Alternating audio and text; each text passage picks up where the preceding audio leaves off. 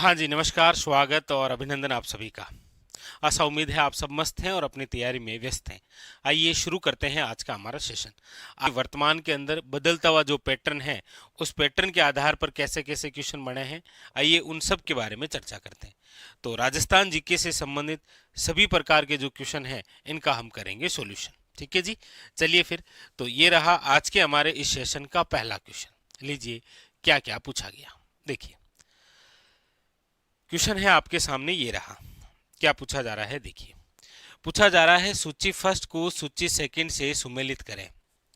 यानी कि सूची जो फर्स्ट है उसके अंदर आप देखेंगे तो आपको दे रखा है विरासत स्थल, यानी यूनेस्को द्वारा विश्व धरोहर में जिन स्थलों को शामिल किया गया है वो, और सामने दे रखा है जिला, यानी कि वो जो विरासत स्थल है वो राजस्थान के कौन से जिले में है। जिसमें आपके सामने एक है केवलादेव राष्ट्रीय पार्क, एक है कुंभलगढ़ दुर्ग, एक है आपके गागरोन दुर्ग और एक है जंतर मंतर। तो आप कहेंगे सर केवलादेव जो नेशनल पार्क है ये तो आपके कहाँ पर है, तो आप कहेंगे सर भरतपुर में। कुंभलगढ़ जो दुर्ग है वो आपके कहाँ पर है, तो आप कहेंगे सर राजसमंद के अंदर। गागरोन जो दुर्ग है वो आपके कहाँ पर है, झालावाड़ के अंदर। और जंतर मंतर की यदि हम बात करेंगे तो वो आपके कहाँ पर है, तो आप कहेंगे सर वो है आपके जयपुर में। ठीक है, तो यहाँ पर सूची फर्स्ट का सूची सेकंड से मिलान हो चुका है। साथ में ये भी याद रखिएगा केवलादेव जो राष्ट्रीय पार्क है, याद रखिएगा ये हमारे राजस्थान का प्रथम प्रथम विरासत स्थल में शामिल होने वाला स्थान। याद रखिएगा कब शामिल किया गया था, याद रखिएगा 1985 के अंदर। अच्छा, इसकी एक और खास बात, हमारे राजस्थान से प्रथम रामसर साइड में भी शामिल प्रथम स्थल है कौन सा, केवलादेव। तो केवलादेव वे स्थल है जो विरासत सूची में भी शामिल है, और याद रखेंगे रामसर साइड में भी क्या है आपके शामिल है। ठीक है जी, तो ये हो गया आपके सामने। अब ऑप्शन देख लेंगे तो आप देख लीजिए। केवलादेव नेशनल पार्क यानी पहले के अंदर 2 है, कुंभलगढ़ दुर्ग का अंदर ए है, फिर आपके ये है और फिर ये है। ऑप्शन नंबर जो है वो क्या हो जाएगा, ए इज करेक्ट आंसर। चलिए आगे, अगला अगला है आपके सामने, लीजिए ये रहा। सूची फर्स्ट को सूची सेकंड से सुमेलित करें।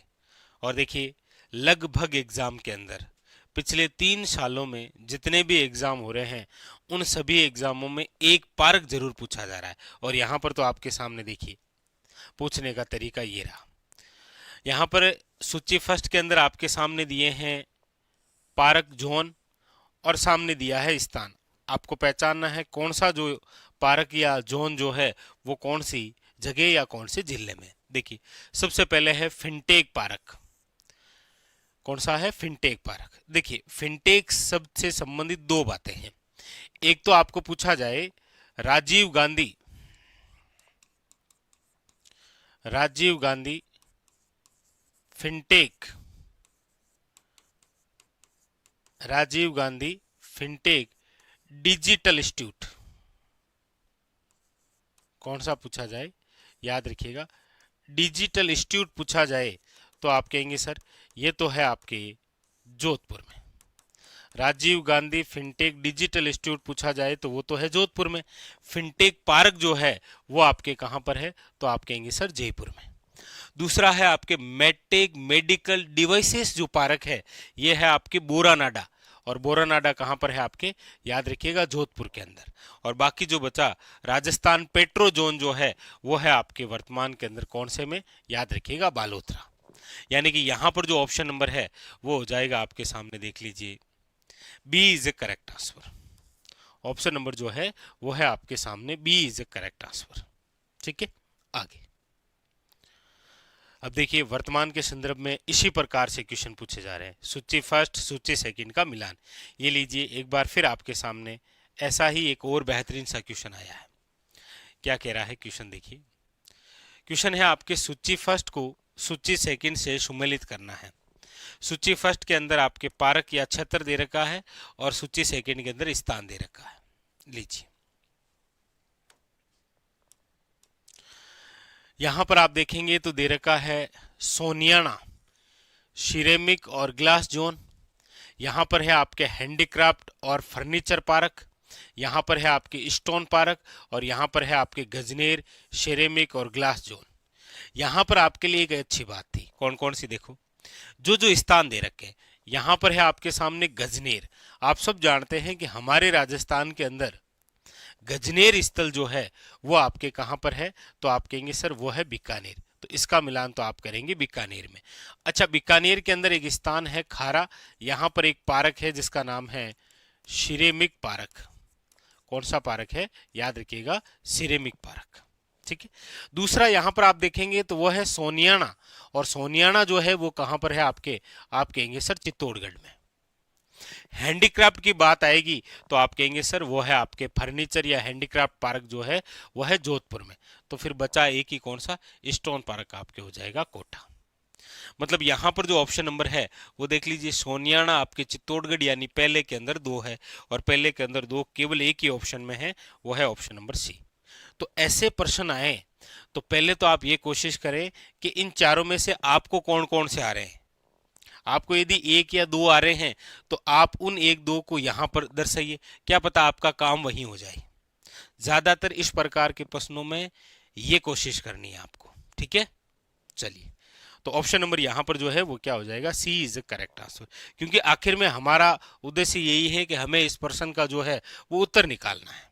ठीक है, चलिए आगे का था, लीजिए आगे, ये रहा।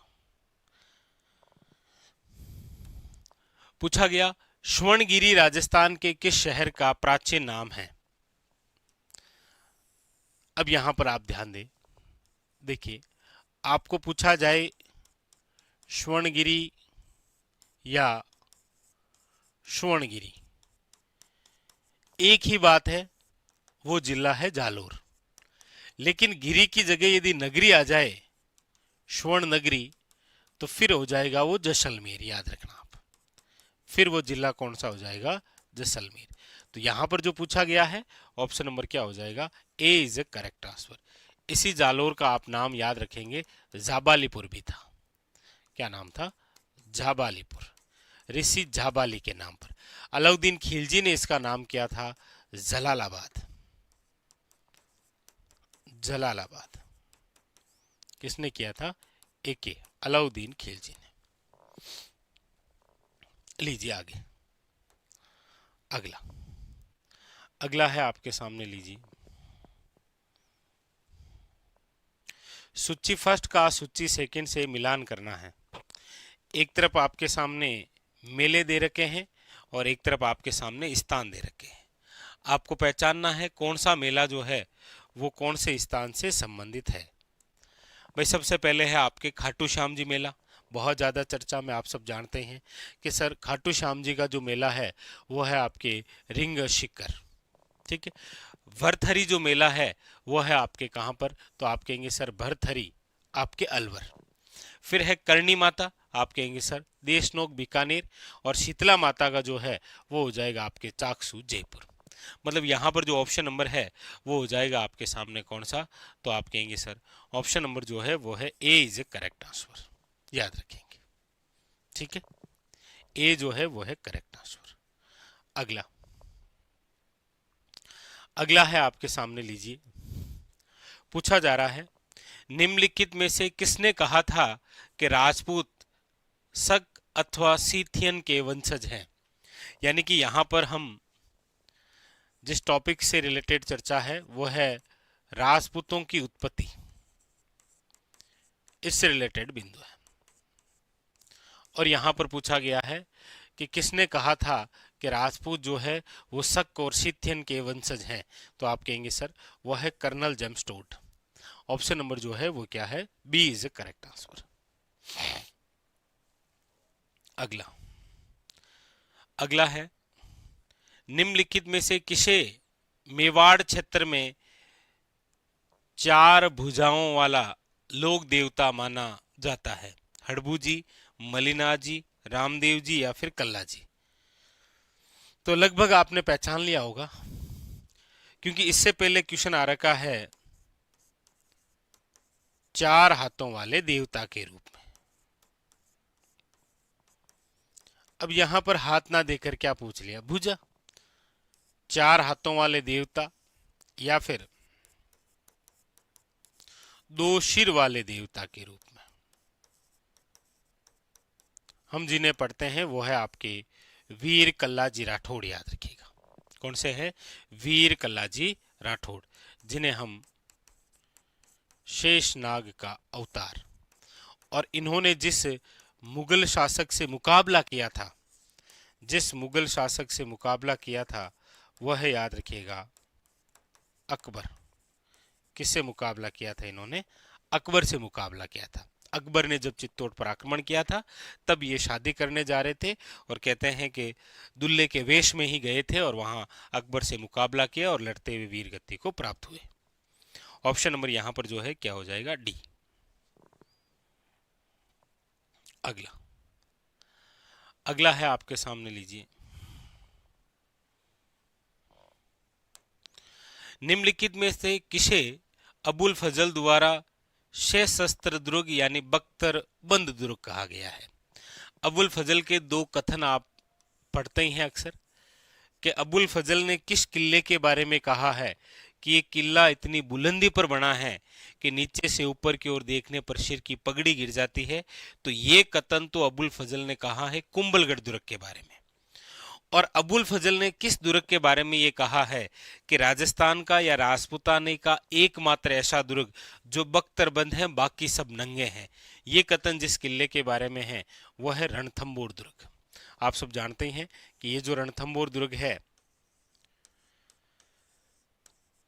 84 पहाड़ी के बीच में, याद रखिएगा, रणथंबोर दुर्ग, जो कि राजस्थान के कौन से जिले में है? सवाई माधोपुर में। अगला अगला है आपके सामने कि निम्नलिखित में से किसने दिल्ली प्रस्थान कर रहे महाराणा फतेह सिंह के समक्ष चेतावनी चुंगटिया रचना प्रस्तुत की थी? हम पढ़ते भी हैं कि मेवाड़ के जो महाराणा है फतेह सिंह, वो दिल्ली दरबार के अंदर भाग लेने जा रहे थे और उनको रोकने के लिए केसरी सिंह बारड़ द्वारा जिसकी रचना की गई थी वह है आपके चेतावनी चुंगटिया, याद रखिएगा। 13 सोरटे लिखे गए थे। कितने? 13 सोरटे। और किस में? तो याद रखिएगा डिंगल में। तो यहां पर ऑप्शन नंबर जो है वो क्या हो जाएगा आपके सामने? सी इज ए करेक्ट आंसर। अगला अगला है आपके सामने कि राजस्थान में 1857 की क्रांति के दौरान कोटा राज्य का ब्रिटिश पॉलिटिकल एजेंट कौन था? बात किसकी हो रही है? कोटा की। कोटा का जो पीए है वो कौन था? मेक मोशन, मोरिसन, सॉवर्स या मेजर बर्टन? आप कहेंगे सर मेजर बर्टन, जिसकी हत्या करके जिसके शव को पूरे कोटा शहर में घुमाया गया था, मेजर बर्टन। आप पढ़ते ही हैं कि कोटा का जो विद्रोह है वो आपके बर्टन के साथ में दो डॉक्टर, याद रखिएगा, एक तो है आपके डॉक्टर शेडलर और एक डॉक्टर जो है वो सेविट कोटम, ये सारे मारे गए थे। बर्टन के दो पुत्र भी मारे गए थे। कौन कौन से? फ्रैंक व ऑर्थर, याद रखिएगा, ये सारे ही मारे गए थे। ठीक है, तो यहां पर जो ऑप्शन नंबर है वो क्या हो जाएगा? D is a correct answer, major Burton. अगला अगला है आपके सामने कि गुहिल राजवंश में किसने चंडी शतक, गीत गोविंद और संगीत रत्नाकार पर जो है वो टीकाएं लिखी है? देखो क्या क्या है, चंडी शतक दे रखा है, गीत गोविंद दे रखा है और संगीत रत्नाकार। इन सब पर जो टीकाएं लिखी गई है वो मेवाड़ के जिस महाराणा द्वारा है वो है आपके कौन से? याद रखिएगा, महाराणा कुंभा। महाराणा कुंभा, याद रखिएगा, क्योंकि हमारे राजस्थान के अंदर संगीत पर आधारित सर्वाधिक ग्रंथ यदि किसी ने लिखे हैं तो वो है आपके मेवाड़ के महाराणा कौन? कुंभा। ऑप्शन नंबर है बी। अगला अगला लीजिए क्या कह रहा है, देखिए। इस प्रकार से आपके सामने क्वेश्चन कि राजस्थान की भौतिक या प्राकृतिक विशेषताओं के संबंध में निम्नलिखित में से कौन से कथन जो हैं वो सत्य हैं। आपके सामने यहाँ पर 4 कथन दिए हुए हैं, आपको पहचानना है कि कौन कौन से कथन जो हैं वो सही हैं। देखिए एक एक बिंदु को हम पढ़ते हैं। देखिए सबसे पहला बिंदु है कि अधिकांश जो है वो पश्चिमी और उत्तर पश्चिमी राजस्थान जो है वो 33 सागर का अवशेष है। आप कहेंगे बिल्कुल सही बात है सर, क्योंकि अधिकांश जो राजस्थान का पश्चिमी या उत्तर पश्चिमी जो भाग है वो आपके क्या है, मरुस्थलीय क्षेत्र है। और हम सब पढ़ते हैं कि मरुस्थल जो है वो किसका अवशेष है, 33 सागर का। आप कहेंगे सर ए जो है वो तो सही है। दूसरा क्या है कि राजस्थान की जो अरावली है, अरावली आपके किसका अवशेष है, आप कहेंगे सर गोंडवाना लैंड का भाग है। ये भी कथन बिल्कुल सही है, कहीं कोई दिक्कत नहीं है। भाई हम पढ़ते हैं मरुस्थल जो है वो किसका भाग है, 33 सागर का है, और अरावली जो है वो किसका है, गोंडवाना लैंड का भाग है। ये सही है। फिर है आपके सामने कि सांबर है, डीडवाना है, आपके पंचभद्रा है, जैसी राजस्थान की लवणीय जिले जो है वो 33 सागर का ही अवशेष है। आप कहेंगे बिल्कुल सर। हम ये भी पढ़ते हैं कि हमारे राजस्थान के अंदर जो खारे पानी की जिले हैं वो आपके किसका अवशेष है, 33 सागर का। ये भी सही है। फिर है आपके अरावली जो है वो प्रमुख जल विभाजक के रूप में कार्य करती है और राज्य को 2 भागों में बांटती है।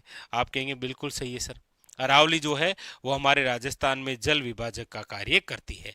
इसका मतलब यह है कि सर ए बी सी और डी बिल्कुल सारे जो हैं वो कथन सत्य हैं, कहीं कोई दिक्कत नहीं है। ए बी सी डी सारे क्या है, सही है। मतलब यहां पर जो पूछा गया यहां पर हो जाएगा आपके सामने डी। अगला लीजिए, अगला क्या कह रहा है, दिख रहा है क्या?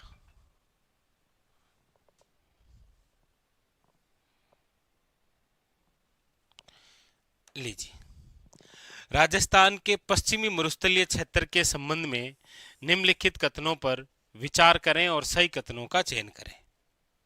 यहाँ पर जो बात है वो किसके बारे में है, राजस्थान के पश्चिमी मरुस्थलीय क्षेत्र की बात हो रही है। ठीक है, क्या क्या बातें हैं देखिए। ये अरावली के उत्तर पश्चिमी तथा पश्चिम में विस्तारित है। ये कह रहा है कि ये जो है पश्चिमी मरुस्थलीय की यदि हम बात करते हैं तो ये अरावली के उत्तर पश्चिम और पश्चिम में विस्तारित है। आप कहेंगे बिल्कुल सर। भाई ये जैसे राजस्थान है, अब इस राजस्थान के अंदर हम पढ़ते हैं यहाँ अरावली है, तो अरावली के पश्चिम में क्या विस्तारित है, आप कहेंगे सर मरुस्थली तो है। ये बात तो क्या है, सही है। ठीक है, इसकी जो औसत ऊंचाई है वो समुद्री तल से 30 से लेकर 50 मीटर तक की है। आप कहेंगे नहीं सर, ये तो बिल्कुल गलत है, क्योंकि पश्चिमी मरुस्थल की जो औसत ऊंचाई है वो 150 से लेकर 300 मीटर तक है। यानी कि बी जो है वो तो क्या है, गलत है। ठीक है, फिर सी की बात करते हैं कि पश्चिमी मरुस्थलीय जो क्षेत्र है ये गंगानगर, हनुमानगढ़, झुंझुनू, सीकर, चूरू, बीकानेर, जैसलमेर, बाड़मेर, जालोर, नागौर, जोधपुर और सिरोही जिलों में विस्तृत है। आप कहेंगे सर ये जो सिरोही जिला है ना, ये आपके मरुस्थल के अंदर नहीं आता है। सिरोही जिला जो है वो मरुस्थल में नहीं आता है, याद रखिएगा। और ये क्षेत्र बालू से क्या है, आच्छादित है। आप कहेंगे बिल्कुल सही है सर। तो यहां पर आप कहेंगे सर ए और डी जो है वो क्या सही है, ए और डी सही है, याद रखिएगा। ठीक है जी, लीजिए ए और डी। अगला अगला है आपके सामने, लीजिए क्या पूछा जा रहा है ये। अगला अगला क्वेश्चन है आपके सामने कि राजस्थान की अपोहा जो प्रणाली है के संबंध में निम्नलिखित कथनों पर विचार करें। राजस्थान की अपोहा प्रणाली, इसके आधार पर कुछ बातें दे रखी। देखिए, राजस्थान की अफवाह प्रणाली जो है वो अरावली श्रृंखला द्वारा निर्धारित की जाती है। आप कहेंगे बिल्कुल सही बात है सर। भाई जब हम ये पढ़ते हैं कि राजस्थान का जो अपोहा तंत्र है, इस अपोहा तंत्र का जो निर्धारण है वो कौन करती है, आप कहेंगे सर अरावली करती है, कहीं कोई दिक्कत नहीं है। ये जो है वो सही है। दूसरी है कि भारत की महान जल विभाजक रेखा राजस्थान की नदियों को 2 भागों में बांटती है। आप कहेंगे सर बिल्कुल सही बात है ये भी, कि भारत की जो महान जल विभाजक रेखा है वो आपके राजस्थान की नदियों को 2 भागों में बांटती है। ये भी सही है। जल विभाजक के पूर्वी में, ये क्या कह रहा है, जल विभाजक के पूर्वी में बनास और उसकी सहायक नदियां चंबल में गिरती है।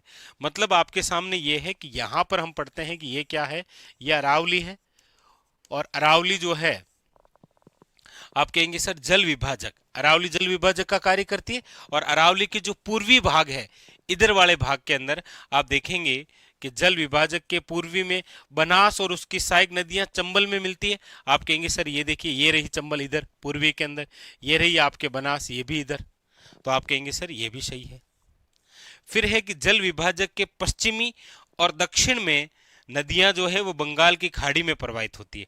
ये कह रहा है कि जल विभाजक के पश्चिम में, भाई जल विभाजक का कार्य कौन कर रही है, अरावली, अरावली के पश्चिम की हम बात करते हैं इधर, तो इधर जो है वो नदियां बंगाल की खाड़ी में प्रवाहित होती है। आप कहेंगे नहीं सर, अरावली जो है जो जल विभाजक का कार्य करती है, इसके पश्चिम में जो है वो आप देखेंगे क्या है, अरब सागर, और अरब सागर में आकर प्रवाहित होने वाली नदियां आपके लूणीर, ये पढ़ते हैं आप।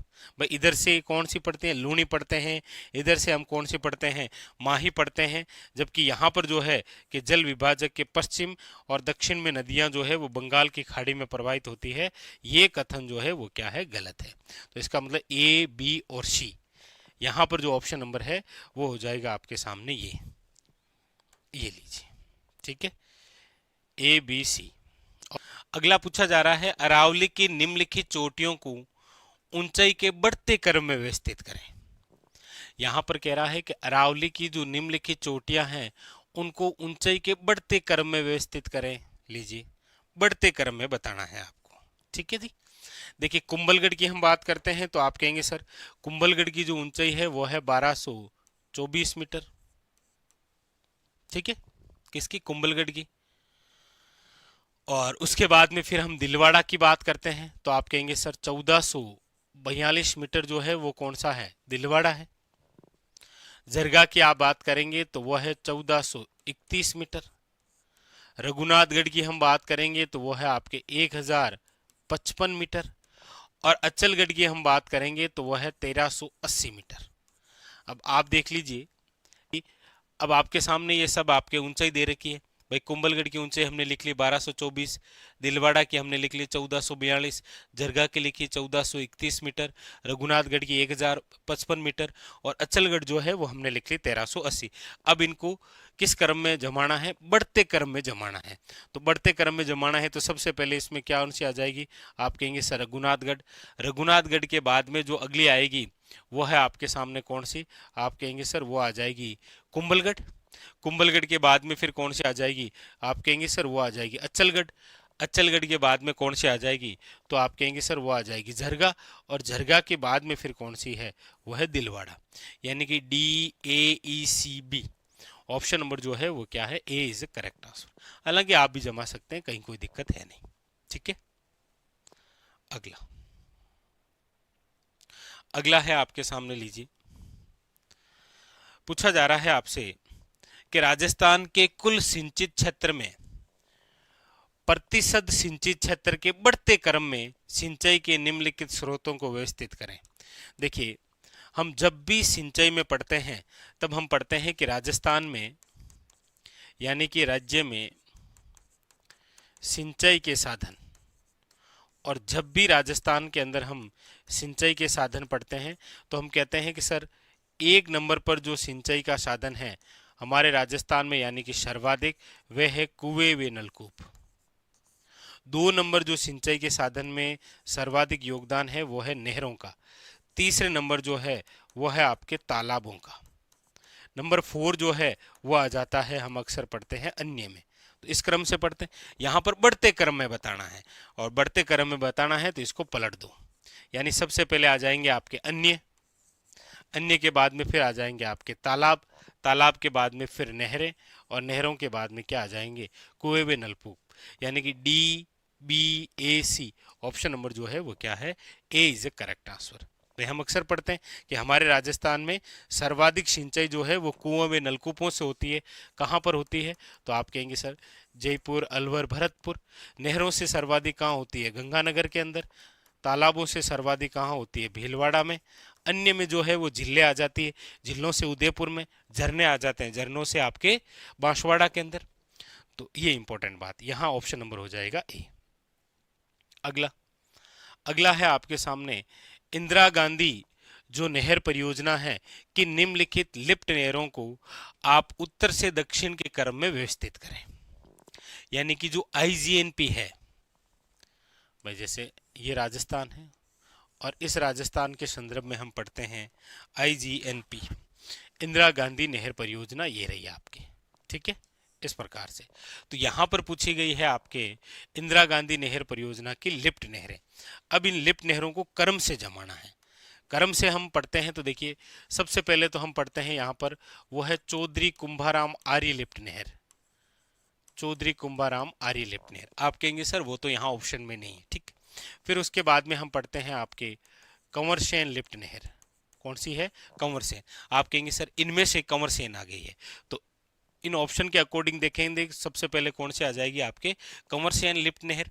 फिर उसके बाद में हम पढ़ते हैं आपके पन्नालाल बारूपाल लिफ्ट नहर। आप कहेंगे सर ये भी ऑप्शन में नहीं है, ठीक है। उसके बाद में हम पढ़ते हैं फिर वीर तेजाजी लिफ्ट नहर।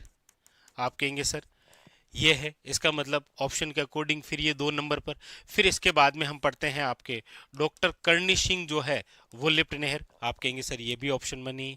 उसके बाद में फिर हम पढ़ते हैं गुरु जम्बेश्वर लिफ्ट नहर। आप कहेंगे सर यहाँ ऑप्शन के अकॉर्डिंग 3 नंबर पर ये आ जाएगी। और आखिरी के अंदर हम पढ़ते हैं डॉक्टर जे नारायण व्यास लिफ्ट नहर, तो ये आ जाएगी आपके 4 नंबर। मतलब यहाँ पर जो पूछा गया है कि उत्तर से दक्षिण की ओर क्रम जो है वो बताना है, तो यहाँ पर आप देख लीजिए ऑप्शन के अकॉर्डिंग हो जाएगा डी, फिर आ जाएगा सी, फिर ए और B, D C A B. Option number जो है वो क्या है? B is the correct answer, ठीक है। लीजिए आगे, निम्नलिखित में से राजस्थान की तांबा खदानों को उत्तर से दक्षिण के सही क्रम में व्यवस्थित करें। किनको बताना है आपको? वो है आपके राजस्थान की तांबे की खदानें दे रखी है यहाँ पर। देखिए गुलाबपुरा जो है वो आपके कहाँ पर है? तो आप कहेंगे सर वो है भीलवाड़ा में, ठीक है। खेतड़ी सिंगाना जो है वो आपके कहाँ पर है?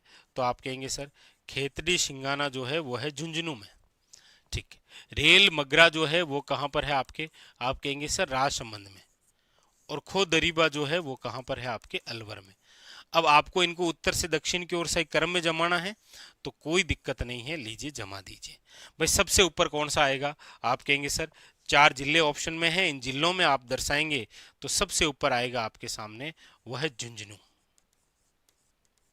झुंझुनू यानी कौन सा आएगा? आप कहेंगे सर खेतड़ी सिंगाना, यानी कि सबसे पहले तो आएगा सी। तो सी इन दोनों में नहीं है, तो इन दोनों को कर दीजिए कट। उसके बाद में आप देखेंगे तो फिर आ जाएगा आपके सामने जिला, वो हो जाएगा खो दरीबा यानी कि अलवर। ये लो, खो दरीबा यानी कि अलवर। फिर कौन सा है आपके सामने? आप कहेंगे सर ऑप्शन के अकॉर्डिंग देखेंगे तो फिर आ जाएगा आपके सामने डी, यानी सी के बाद में है आपके कौन सा? डी। और सी के बाद में डी जो है वो केवल एक ही ऑप्शन बचा है, वो है आपके सामने सी। फिर उसके बाद में फिर आ जाएगा आपके कौन सा? भीलवाड़ा। फिर कौन सा आ जाएगा? राजसमंद वाला। भाई यही तो है, ये भीलवाड़ा। और सबसे आखिरी में कौन सा है? ये रहा आपके सामने राजसमंद रेल मगरा। तो यहां पर जो ऑप्शन नंबर है वो क्या हो जाएगा? सी इज अ करेक्ट आंसर, ठीक है।